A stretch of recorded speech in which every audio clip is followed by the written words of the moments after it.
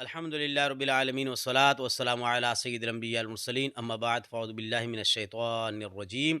بسم اللہ الرحمن الرحیم یا ایہا الذین آمنوا کتب علیکم الصیام کما کتب علی الذین من قبلکم لعلکم تتقون صدق اللہ العظیم وصدق رسولہ النبی الکریم۔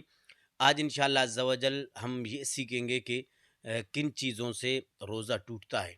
اور کن چیزوں سے روزہ نہیں ٹوٹتا۔ سب سے پہلے یاد رکھیے گا کہ روزہ کہتے ہیں کھانے پینے سے اور جماع سے اپنے آپ کو روکے رکھنا، سحری سے لے کر افطاری کے ٹائم پر یہ روزہ کہلاتا ہے، اور کھانے پینے سے روزہ ٹوٹ جاتا ہے۔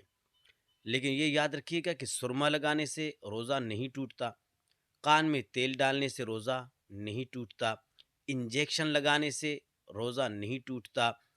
ڈرپ لگانے سے روزہ نہیں ٹوٹتا، الٹی کرنے سے روزہ نہیں ٹوٹتا، اور روزے کی حالت میں اگر کوئی سو گیا اور سوتے میں اسے احتلام ہوا تو ایسی صورت میں بھی اس کا روزہ نہیں ٹوٹتا۔ اور اس کے علاوہ جن سے روزہ ٹوٹ جاتا ہے، یعنی کھانے پینے سے، ناک میں پانی چڑھانے سے کہ